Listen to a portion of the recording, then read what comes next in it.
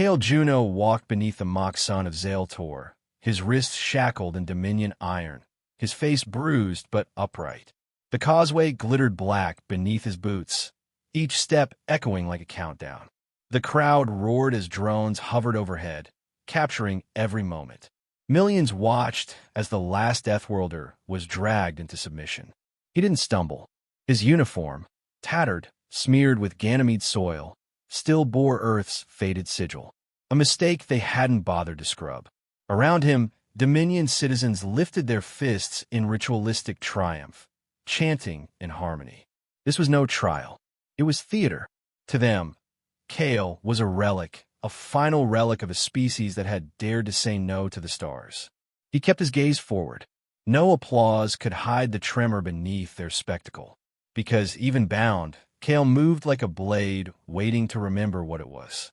As Kale passed through the obsidian archway, Zaltor's sky shimmered. The dome above twisted, the usual violet haze replaced by Earth's soft cerulean blue. It was calculated cruelty. Kale knew it, smelled it in the air, the chemical mimicry of petrichor after summer storms. Heard it in the faint bird song, digitally rendered to fracture memory. The gravity surged slightly. Dominion microfields designed to weigh down the rebellious. A whisper of pressure in the spine, a suggestion of submission. He didn't flinch. Each sense had been weaponized. Aromas to evoke homesickness, soundscapes to mock memory, shifting sky to make him forget what was real. But Earth had taught him well. Pain was nothing but a tutor. The sky could lie. Kale would not. Atop the obsidian dais, Emperor Ark's Talvarin lounged like a god carved from decadence. Living silks writhed across his skin, reactive to pulse and thought. His voice descended like thunder. Even the fiercest must kneel. It wasn't meant for Kale. It was for the billions watching, for the Dominion's historical record, for the theater of empire. Kale met the Emperor's gaze, unblinking. Ark smiled slowly, not in amusement, but recognition. He saw something still alive. But he continued as planned. Speeches must be made. Orders must be obeyed. Submission must be seen. This was the lesson. That Earth had died screaming, and even its bones bowed now. He gestured grandly. The crucible awaited. The world leaned in. Behind the throne, grand strategist Nexu observed. He did not cheer. He did not blink. His ocular lenses flickered in microbursts, each reading Kale's micro-expressions, joint tension, blink frequency. A silent predator hunting not a body, but an idea. Kale was dangerous, not because he lived, but because he hadn't broken. That made him a vector. Nexu turned to the Emperor's advisors and simply said, "Crucible." Now, because history warned him, memes of defiance are more viral than blood. And this human bled resistance with every breath. Lieutenant Shiva Rail stood among the intelligence corps, expression neutral beneath the gray compliance visor. Her body language conformed. Her gaze did not. She watched Kale not as a prisoner, but as a mirror. Rigid posture, breathing controlled. Not defiant, but prepared. Shiva's thoughts flickered. Memories of encrypted broadcasts, forbidden footage, names that once mattered. Her loyalty was a sealed file. Even she didn't know the full truth. But as Kale passed, their eyes locked for a fraction too long. Something passed between them. Recognition, maybe, or shared gravity. She said nothing, but her pulse spiked.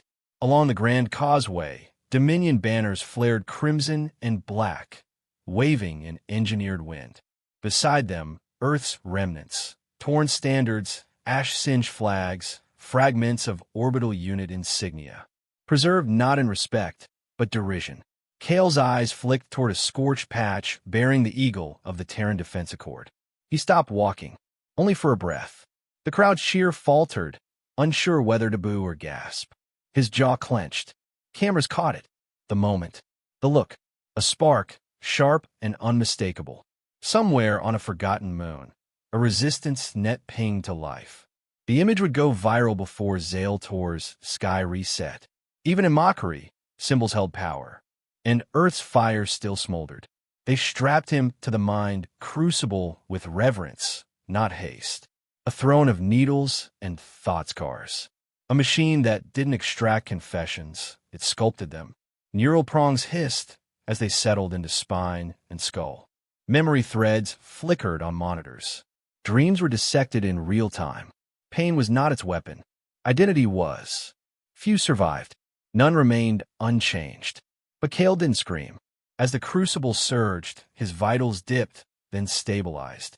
Synaptic resistance measured off the charts. Technicians whispered. Strategists frowned. Arx narrowed his eyes. The machine escalated. Kale breathed once. Deep. Centered. Grounded in something the crucible couldn't access. Earth. The crucible's lights dimmed. Temperature spiked. One probe snapped for neural backlash.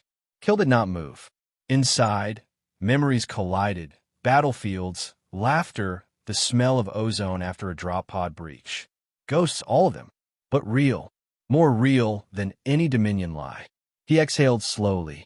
Technicians checked again. Impossible. He should be broken, fragmenting, pliable. But Earth's last warrior remained whole. The chamber trembled. The Emperor leaned forward. Nexu tapped his datapad again. And Kale's voice echoed within himself. Not aloud. Not yet. Just a whisper. Gravity doesn't break us.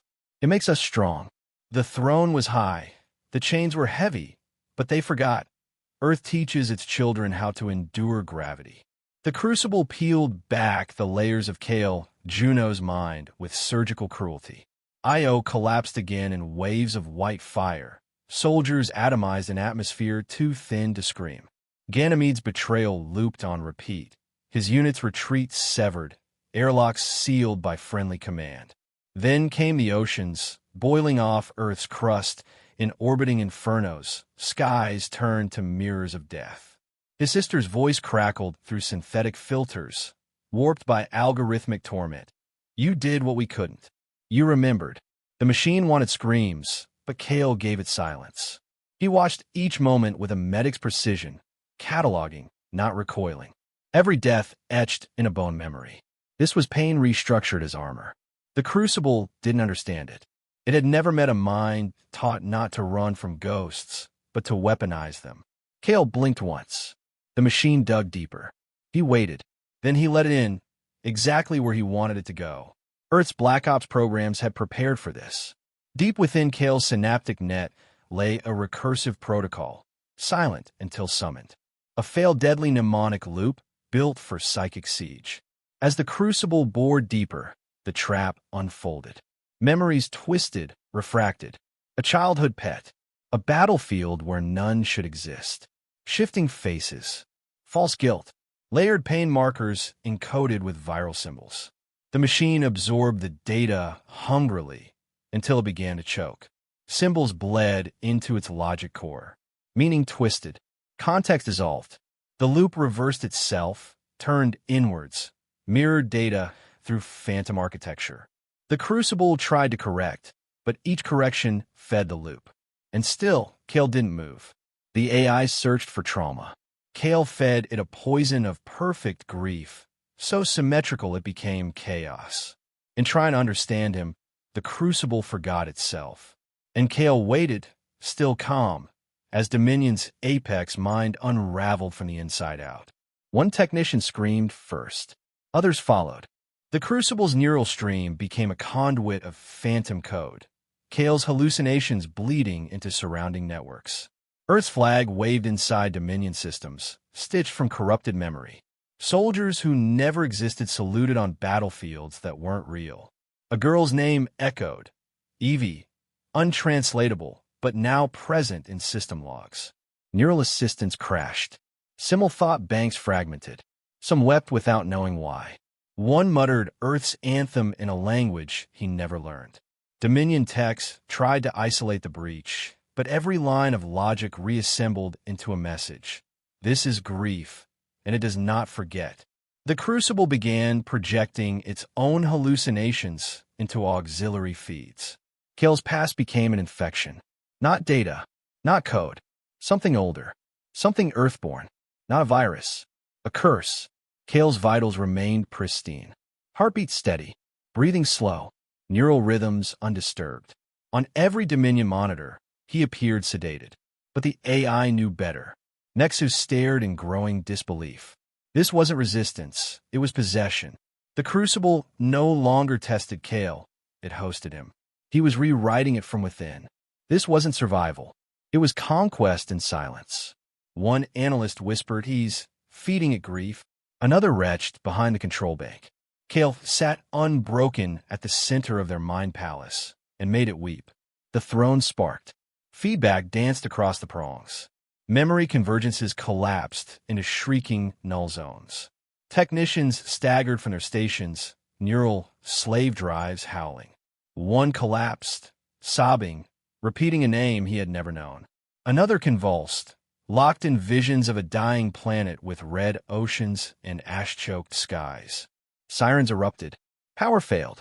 The Crucible's failsafes screamed in protest. Kale remained seated, eyes closed, unmoving. System breach, the mainframe declared, its voice breaking mid-phrase, syllables corrupted by recursive overlays of human voices. Nexu roared, "Shut it down."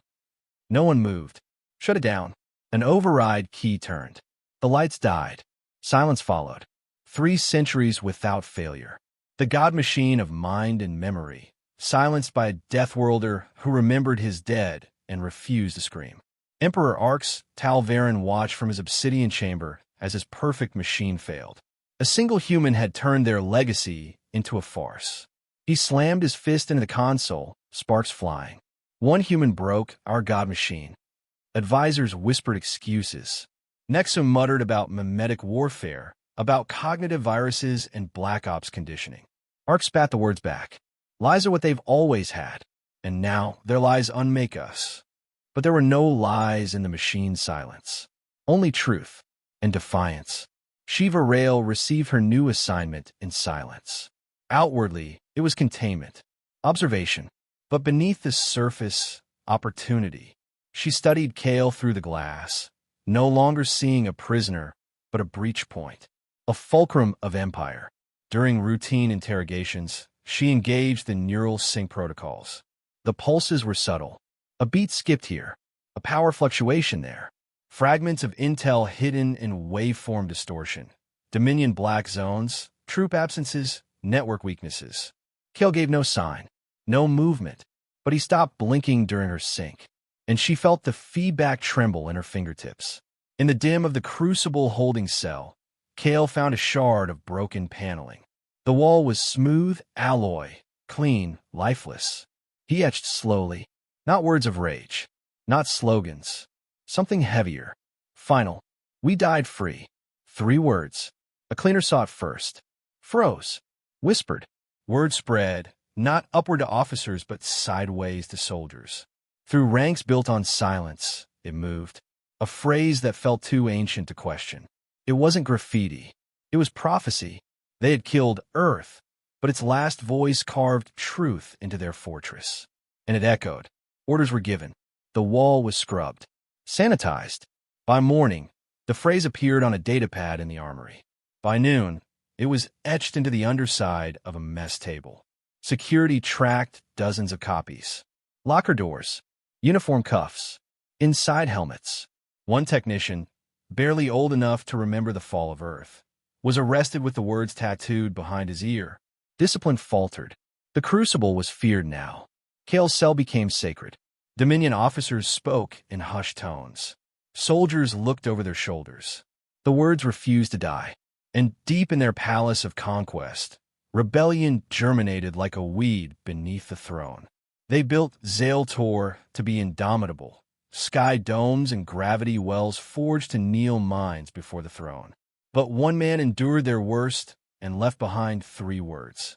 The Crucible had failed. And the myth was born. The Deathworlder cannot be broken. The words spread like infection, like scripture, a new kind of virus. And in hidden corners of the Dominion, whispers became plans. Because Kale Juno hadn't screamed. He had remembered. And that was enough to crack the mirror they worshipped themselves in. He didn't scream.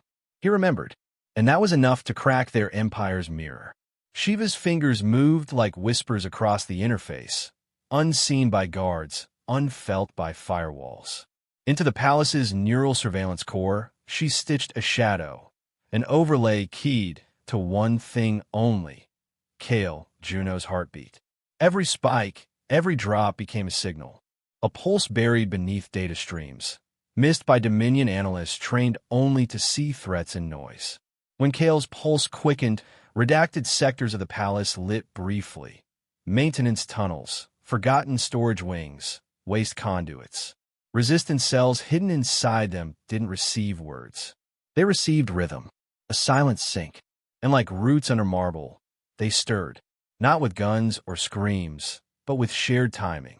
Shiva watched as the heartbeat of a single Deathworlder became the tempo of treason.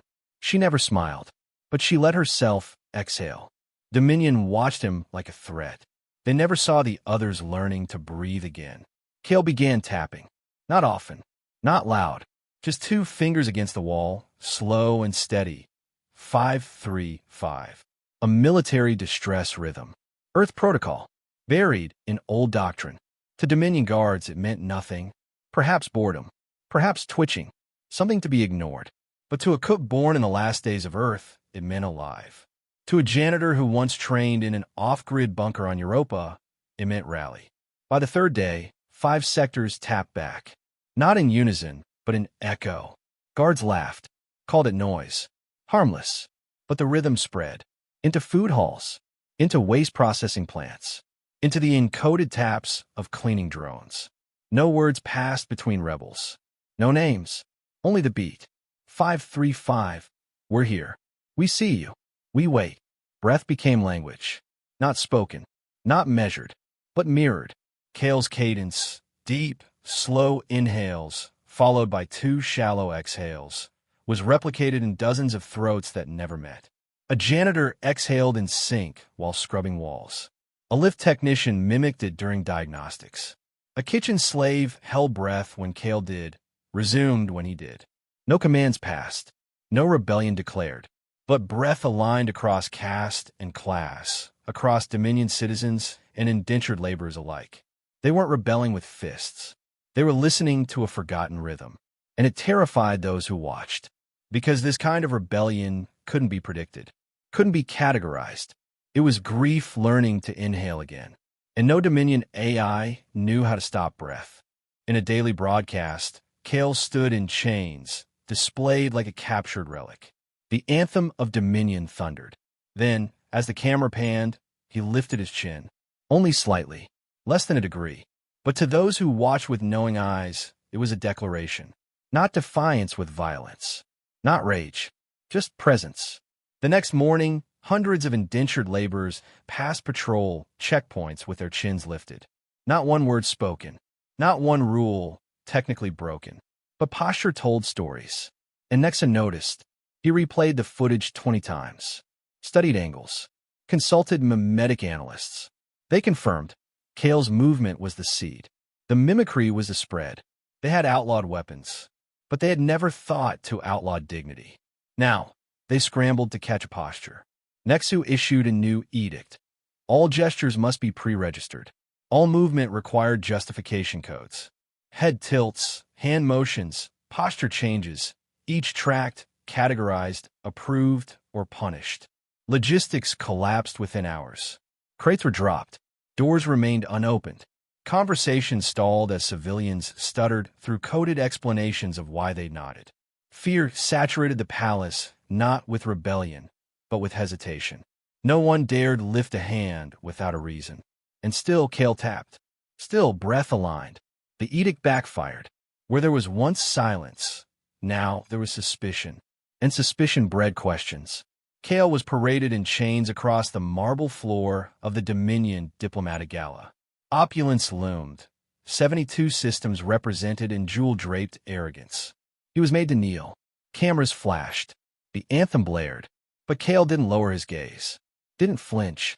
As silence settled, a Dominion guard, decorated clean, nameless, dropped to one knee behind him. No one acknowledged it. No voice called attention. But every eye saw. And every recording device caught the shadowed outline of 2 figures kneeling, one in chains, the other in choice. No edit could erase the moment. Symbolism needed no audio. It needed only silence and sight. Within hours of the gala, Footage spread through restricted systems. Edits failed to contain it. Even censored clips couldn't hide the second knee on the floor. Rumors ignited. The Deathworlder had followers. Civilian broadcast requests tripled. Analysts flooded terminals trying to identify the kneeling guard. They failed. The people made their own version, filled in the silence with story. They needed no proof. In shadows and alleys, in shuttle bays and elevator shafts, the image took on weight. A soldier had knelt with the unbroken, and that was enough. Shiva sat across from Kale once more. Isolation cell. Neural dampeners active. She asked quietly, "You're building a myth." Kale didn't blink. Better than letting them rewrite truth. The room held stillness like breath held too long. Later, she returned to her station. Added new encryption layers to the heartbeat overlay. Expanded sync capabilities. She encrypted their shared frequency into waste disposal bots, into hand-washing cycles, into the idle hums of atmospheric regulators. Myth or not, the rhythm grew. And in her next report, she changed one word. From subject stable to catalyst uncontained. Red folders marked urgent stacked high on the Emperor's console. Symbolic contagion. Posture rebellion. Civilian resonance. Every summary came with a common phrase, Deathworlder origin. He slammed his fist down, shattering a data crystal. "Execute him," he ordered. In the icon. Nexu, ever composed, nodded. But the nod lacked certainty. For the first time, Nexu's voice trembled. Publicly, the Emperor growled, "Yes, let them see. Let them remember why they fear us." But the fear was no longer one-sided. Kale's execution was scheduled for the solar equinox. Symmetry, they said. Symbolism, they whispered. Every system, 72 in total, mandated to tune in. No opt-outs. No deferrals. A recalibration of the narrative. Nexu called it necessary theater. Shiva called it desperation. Official announcements used sterile terms. Judicial culmination. Termination of anomaly. But everyone knew. It was spectacle. It was fear dressed in ceremony. Billions would watch. Some to cheer. Some to mourn.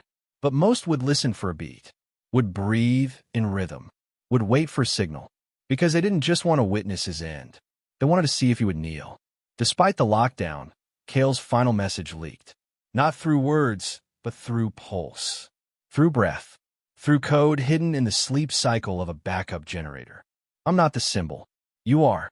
It spread across labor sectors, across satellite feeds, across whispered prayers at shift change. No one claimed authorship. No one needed to. It wasn't his defiance they followed. It was the idea that they had inherited it. The message burned. In code. In ink. In scars. They were the symbol now. Security logs flagged anomalies. Entire sectors paused for exactly 53 seconds every cycle. No explanation. No cause. Technicians reset systems. Still, it returned. Silence. Perfect. Timed. Unyielding. A rhythm of nothing. Nexu issued orders for compliance checks. Enforcers stormed halls. But they began hesitating, watching others freeze, watching others wait. They feared the pause more than rebellion. Because in that stillness was purpose. Inaction became resistance.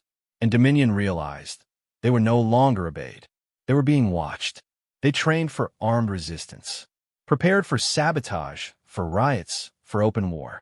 But no one trained for posture. No one planned for stillness. No simulations predicted a soldier's breath sparking insurgency. No doctrine accounted for defiance spread through rhythm or sorrow made contagious. Kale sat in his cell, wrists chained, heartbeat steady. He didn't speak, didn't move. He didn't need to, because the rebellion didn't begin with orders or leaders. It began with a man who refused to let grief rot. He wore his memories like armor and broadcast them in the one medium no machine could decode. Human loss made sacred. The palace trembled not from bombs, but from the unbearable knowledge that its people had remembered they were not alone. Every breath was a verse. Every pause a battle cry. And Dominion, vast and cruel, finally learned the one language it could never silence. Their minds were machines. He broke them using the one thing they never trained against, grief made holy. The sky dais hovered like a judgment, held aloft by Dominion gravity anchors that shimmered in the filtered atmosphere. Tens of thousands gathered in ritual formation, their chants synchronized by vocal modulators hidden in their clothing. From above, it looked divine. Below, it reeked of orchestration. Engineered clouds swirled overhead, reflecting Dominion gold, but no warmth touched the air. Even the sunlight had been programmed to match Imperial standards, white, sterilized, flawless. They chanted Kale's name not as praise, but as prophecy ended. The final symbol of resistance brought to heel. His silhouette emerged at the edge of the platform. No struggle, no resistance. The audience leaned forward, synchronized in anticipation. A spectacle designed to humiliate. A conclusion written before the first step. But the Dominion had forgotten something old and vital. Deathworlders don't read from scripts. They write their own endings. Kale walked the silver corridor alone. No chains rattled, no guards flanked him. Yet scanners flashed green with every step. Dominion security AI read restraint signatures pulsing from his wrists and ankles, fabricated by Shiva's command loop. The illusion held firm. But to the crowd, he looked different. His gait held no defeat. His eyes met theirs without apology. The lie wasn't in the hardware. It was in the assumption that control meant steal. They watched a man unbound, and they didn't understand why it made them uneasy. Not yet. Kale reached the center of the sky dais and dropped to one knee. The anthem blared from hidden emitters, washing over the crowd in waves of ceremonial fervor. Above him, banners of the Dominion unfurled, gilded and massive, fluttering in wind manufactured for drama. He exhaled once, longer than before, a fraction of a second longer. And in a tower far above, Shiva saw it. Her finger hovered above the pulse key. No alarms had been tripped. No broadcasts had been interrupted. The moment stretched. Then, his next breath changed rhythm. Shiva pressed the key. Darkness fell, not like night, but like a verdict. The sky dais plunged into shadow as Dominion power grid shuddered. Amplifiers died. Shields blinked out. Even the anthem stuttered, fragmented into ghost echoes. From the foundations below, access tunnels roared open. Resistance units surged upward, garbed in technician uniforms and janitorial gear, eyes blazing with knowing silence. No battle cries, no banners, just movement. Security bots flickered. Scripts corrupted mid-loop. Alarms activated, then froze. The crowd gasped in disorder, their modulation dampener silenced. This was no glitch. This was an operation. Kale rose. The Dominion, built on omniscience, blinked. Emergency power surged back. Lights pulsed in rhythmic intervals. 535, Earth Military Distress Code. Across the palace's luminous veins, the pattern repeated. From the sky dais to the sub-level corridors, Dominion engineers stared in confusion. The code meant nothing to them. But to the workers, the cooks, the forgotten, they recognized it. It was not a call for help. It was a declaration, we never stop fighting. And in their minds, something ancient ignited. The rebellion stopped hiding. Kale stood as systems reinitialized, his frame backlit by flickering emergency strobes. Dominion ministers shouted. No one listened. He walked forward. Each step echoed, not with noise, but with inevitability. No guards moved. No drones engaged. Even the crowd, once harmonized in chant, fell silent. Eyes widened. He did not run. He did not scream. He ascended the dais like a man walking home. The throne loomed ahead, obsidian and sharp. No resistance, only hesitation. Kale was not the intruder. He was the reckoning they had programmed themselves to forget. Next it charged, a plasma baton in hand, a last equation in motion. Kale sidestepped the swing, grabbed his wrist, applied torque. Bones cracked, nerves screamed. The baton dropped. A second motion, 2 fingers to a neural cluster. Dominion war technique. Nexu collapsed. His voice rasped. How did you learn this? Kale answered with no venom. Only truth. From your manuals. Knowledge stolen. Knowledge returned. Dominion had always assumed humans were too savage to learn. They were wrong. Kale reached the Emperor. From a hidden fold in his coat, he drew out a scorched chip, obsidian black, marked with the faded insignia of Earth's orbital infantry. It pulsed once, then dimmed. He dropped it at Arx Talvarin's feet. This was everything you erased. He didn't raise his voice. And I carried it here. Through your prisons. Through your machines. Through your lies. The chip glowed faintly against polished marble. History refusing to die. The Emperor stared down at the chip. No guards. No defenses. His hand trembled. His lips moved, but no words formed. The crowd watched. The broadcast caught every twitch. Kale stood above him, silent, waiting. There was no battlefield here, only judgment. And the Emperor, once hailed as divine, stumbled. He fell to his knees. Not struck, not forced. He fell because there was no ground left to stand on. Kale's voice cut through the air. Beg, or be remembered for nothing. Silence choked the amphitheater. The crowd didn't breathe. Arx Talvarin looked up, not at a man, but a mirror of everything he had tried to bury. The word came soft, croaked. Mercy. The transmission system caught it, beamed it across 72 systems. Then the feed died, but not before every world heard it. Their god had knelt. Across mining colonies, orbital farms, industrial moons, screens froze. The image lingered. Kale standing, the Emperor kneeling. No context, no commentary, just the final moment before silence. And that was enough. Munitions workers stopped their tasks. Prisoners wept in silence. Enslaved cooks dropped utensils. Not in rebellion, in realization. If power could kneel, then it could bleed. And if it could bleed, then it could break.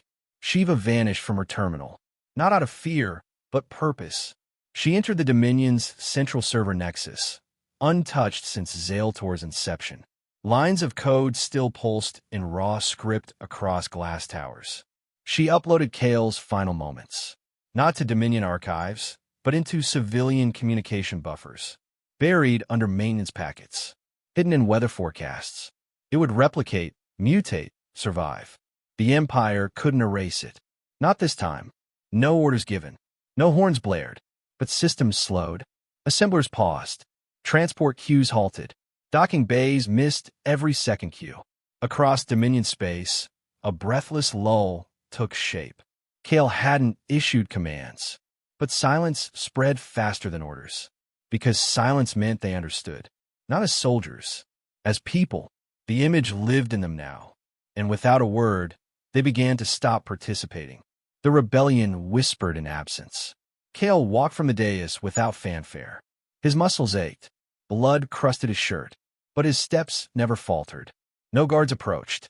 No orders sounded. The path opened before him, parted not by authority, but by awe. The throne glowed in his absence. Empty. Cold. He did not look back. Behind him lay ceremony, conquest, memory. Before him, future. Unknown. Unwritten. But would be real. And that was enough. Fear had always been the Dominion's first language. They spoke it fluently, through fire, through prisons, through perfected silence. But in Kale Juno, they met a dialect they had forgotten. Not rage, not revenge, but memory. The kind of memory that outlives genocide. The kind that survives neural crucibles. He had brought no army, only the truth of what had been lost. And when that truth stood unbroken before their gods, something ancient returned. Fear, not of punishment, but of revelation. That the Empire had never truly been unchallenged. It had only been unremembered. And now, it would never be forgotten again. He didn't win through rage. He won by making power remember fear. The throne of Zaltor no longer casts a shadow. Its dais, stripped of silks and ceremony, now stands cold in museum silence. Emperor Arx Talvarin vanishes from public view. No final decree, no procession, just absence. In the freed systems of the former Dominion, he is tried through secure tribunal streams. Former colonies, once silenced, speak through encrypted broadcasts and testimony relays. He never appears. He never defends. The verdict comes not as anger, but as closure. unfit for rule, unworthy of memory. No statues are toppled. None exist. His image is scrubbed, not in spite, but in collective decision. He is not martyred. He is forgotten. Nexu's last sight of Kale is etched in a neural feedback, looping like a closed fist, his own knees hitting metal, his mouth whispering failure. The tribunal does not execute. They erase. His sentence, a neural mirror loop, an infinite recursion of his own simulations, every one ending with the same equation. One man kneeling, a Deathworlder watching. He lives these failures endlessly, seeing every version of rebellion he didn't calculate. He attempts new tactics, alters parameters, simulates pacification, propaganda, annihilation. But the outcome never changes. The loop remains undefeated because it is not a puzzle to solve. It is a truth to accept. Nexa never does. And that is his punishment. No one sees Shiva leave Zaltor. Not by ship, not on any manifest. But Dominion systems begin to fail in subtle, untraceable ways. Command relays reroute. Memory caches dissolve. Resistance cells move before sensors activate. A specter in the signal. She no longer uses a name. Only a fragment of her code signature. A broken waveform recognized by rebels in hushed reverence. Encrypted fragments link her to every resurgence. Entire uprisings begin after a flicker in a comms relay. No orders, only opportunities. She is everywhere and nowhere. An operator without rank. A truth without voice. The Empire cannot silence what it cannot find. And Shiva has already become myth. They offer Kale medals. He declines. Governors extend planetary seats. He leaves them empty. He refuses command, politics, interviews. Vanishes from the public eye as swiftly as he rose. On the terraforming frontier of an old Earth colony, he is seen hauling irrigation lines, helping build shelter before storms roll in. Locals call him the Quiet One. He teaches survival, not through lectures, but through example. How to move silently. How to wait. No bodyguards. No broadcast feed. Just calloused hands, a calm presence, and memories heavy enough to reshape stars. He says little, but in his silence, others learn to speak.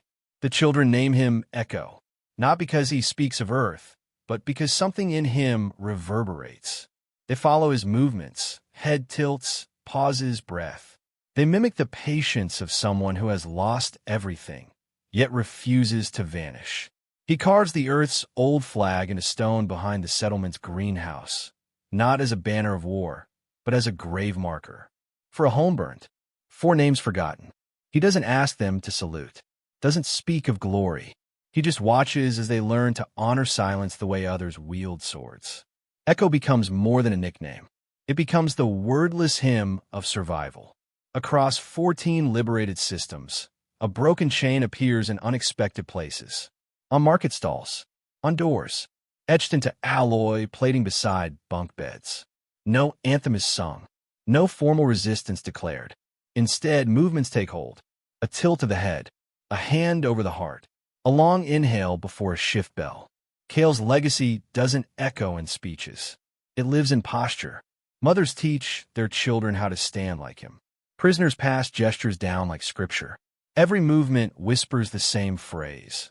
We remember. The Empire collapses not from assault, but from internal contradiction. They outlawed symbols, but they never considered body language a revolution. Until it was too late. Storm clouds gather over the terraformed horizon. Wind moves through fields not yet sown. Kale stands at the ridge, watching. A child climbs the hill behind him, clutching a stitched cloth. No command given. No audience gathered. She plants the flag in the soil, faded earth blue, soot-black lines stitched in trembling hands. It does not flap. It holds. Kale watches the cloth settle. His lips twitch into the smallest smile. He turns away before the girl looks up. Footsteps vanish into dusk. No one calls after him. They know he doesn't walk to be seen. He walks so the memory stays ahead of the fire. Kale Juno left no monuments. He carried no title, no army. But in every rebel who kneels no more, in every laborer who breathes in rhythm, In every child who holds silence as strength, he endures. Not as savior, not as icon, as reminder that grief can become foundation, that stillness can unmake tyranny. He taught the Empire fear not by screaming, but by refusing to forget. The maps no longer mark Earth. Its name is absent from archives. But in dreams, it returns, an ocean planet with burning skies, a people who stood even as they fell. And always, in the dream, one man watches. He does not speak, but the dream ends the same. A breath, a pause, a memory that refuses to die. One man, no army, just the knowledge of what memory weighs. In a low-security archive buried beneath the ruins of a former Dominion university, deep within a forgotten server cluster, Lyra Tansen finds a fragment tagged for deletion. The footage is grainy. No sound, but it's clear. Kale Juno walks toward the sky dais, unshackled, unwavering. The background glitches. The crowd fades. Only his eyes remain focused. Not angry, not proud, just resolute. Lyra watches it once, then again. 6 times total. Each viewing feels heavier, like gravity increasing around her chest. This wasn't history. This was something older, something sacred, a moment they tried to erase, but couldn't. Her fingers tremble as she highlights the Dominion-approved file. Rebellion event, subversive mythology. She deletes it. In its place, she opens a new encrypted entry.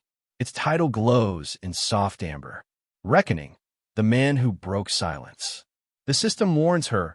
Unverified narrative, unauthorized terminology, review required. She overrides it. Her cursor blinks in a blank field. She begins. Before the statues, before the salutes, before the code and cadence, there was just a man who refused to forget. She saves, sends, seeds it across civilian nodes under language update protocols. Truth disguised as curriculum. Memory reborn. The clip finds its way into old educational modules, tucked beneath forgotten syntax lessons, hidden inside historical glossaries.